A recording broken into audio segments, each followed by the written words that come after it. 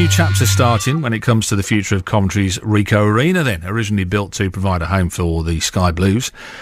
Premiership Rugby Club Wasps are now moving there as well. They play their first match in December, we learnt at their press conference yesterday. They've got at least 50%, they've got 50% at the moment share of the company, we believe, we'll check that in a second, that run the stadium, ACL. They could get more if the charity which owns the rest of the Higgs Trust sells their shares to them as well. They've actually put in an offer, as we heard earlier. I talked to Peter Natchball-Hugerson from the Higgs Trust, and he said first option on the shares goes to a part of the Sky Blues which is currently in liquidation. If the liquidator feels that it's going to benefit the creditors to do something like that, it's an asset of the company in liquidation, and if it'll benefit the creditors, then yes, he can do virtually anything he likes if it's going to benefit the creditors of the company. Well, let's talk to Nick Eastwood, the chief exec of Wasps, joins us on the show. Nick, morning. Thanks for being with us this morning. Good morning, my pleasure. Welcome to the show, and welcome to the area as well, because obviously there are people who are quite excited the fact that Wasps are going to be here, and I talk to football fans as well, and the jury's out on whether, there's a certain section of fans who think that you being here could be good for the football club. But quite clearly, the share situation is still in a mess. I mean, that's one for you to just sit and watch at the moment, isn't it? You can't have much of an impact on that, can you? No, obviously I've just heard what Peter said, and obviously we've been speaking to them significantly over the last few months, and how he describes it is obviously the case. And that is for the charity to take forward. You've put an offer in, though, haven't you? I mean, he confirmed that this morning. He said that there's an offer on the table from Wasps to buy his 50% of the shares in ACL. Well, I didn't hear exactly what Peter said, and the conversations between ourselves and the charity are subject to confidentiality, so I can't really comment on what I didn't hear him say, if you see what I mean. No, fair enough, I appreciate that. I mean, he did confirm earlier on that you put in a bid. I mean, if you got the whole of ACL, what difference would that make to the football club, who, actually, we talked to Tim Fisher, the chairman of Coventry City, yesterday on the show, who said he's not even had a conversation with you guys. Is that going to happen anytime soon, Nick?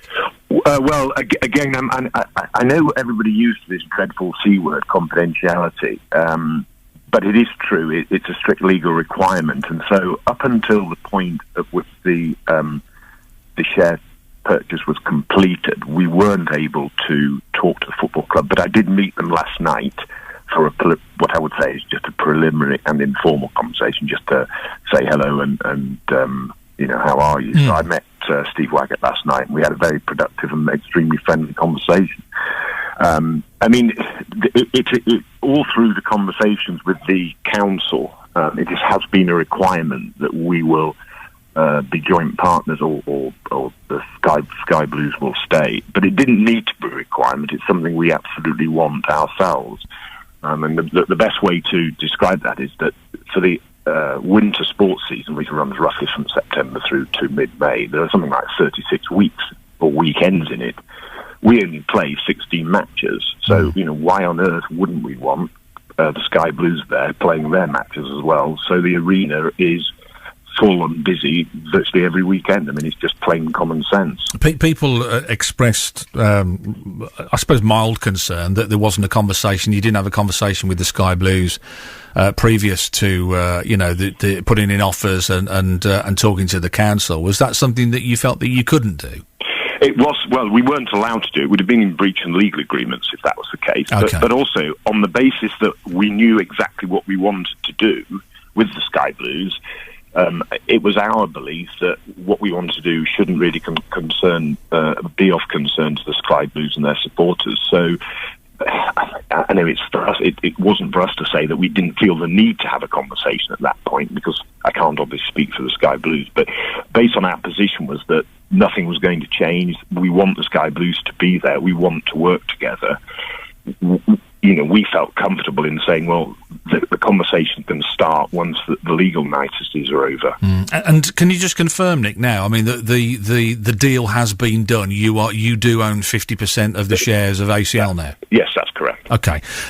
There's a lot of people obviously holding their breath and watching and waiting and seeing, and I said yesterday on the show, I do think this is the kind of thing that we'll look back on in 2 years' time and be able to make some kind of reasoned judgment about, how it all worked out for a number of people. There will clearly be winners in this situation. There may well be losers as well.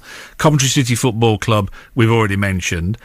Coventry Rugby Club are concerned. They worry that having a big team in the area could suck away their support. What are your thoughts on that? Well, I don't agree with that, actually.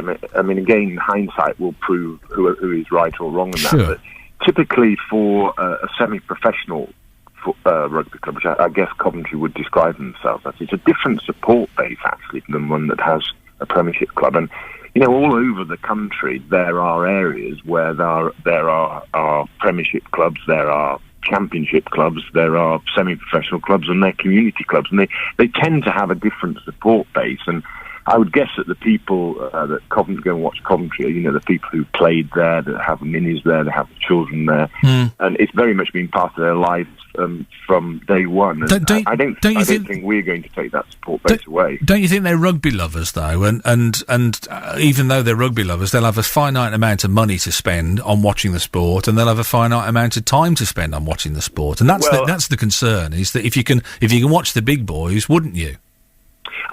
Again, people like watching different standards of sport. Again, and it's similar to football. People sometimes prefer different standards of football, and the atmosphere that surrounds it, and the way the grounds are set out. Yeah.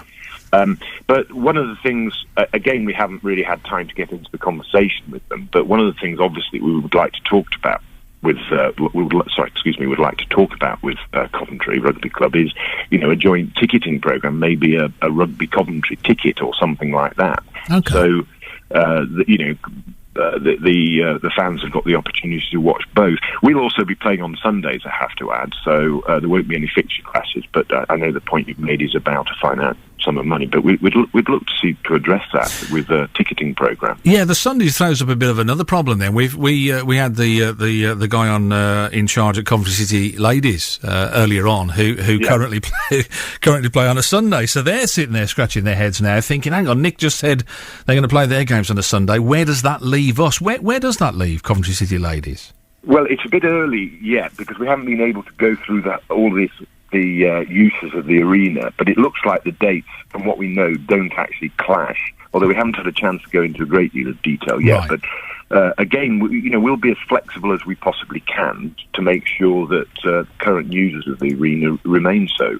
Will you be having a conversation with, again, it's another one on your list, and I know you're going to need to get round to these in time, Nick, but is that another one that you're going to need to sit down and have a chat with? Yeah, absolutely. I mean, we'll have a conversation with everybody who currently use the arena, we want to make sure everybody is covered. I mean, our basic strategy and vision for the arena, if you like, is to make it the most successful multi-use arena in the country. And to do that, you want as many events, sport and non-sport, as you possibly can, to drive footfall through the arena, because it's just, it's a magnificent facility with multiple facilities. So that's basically what our plan is. So Sorry, I was going to say that's the thing that confuses people, and they have been confused. Is that if you look at your average gate, is 6,000 or 7,000. Why do you need a 30,000 seat stadium? But I mean, you have aspirations to do more. It's about the business side of it, is it, that interests you? Well, ultimately, it's all about the sport. But obviously, financial resources give you the opportunity to do things that you couldn't do without those financial resources. So, from a purely Wasps point of view, it starts and stops with the rugby, but obviously that's a much more complicated sport.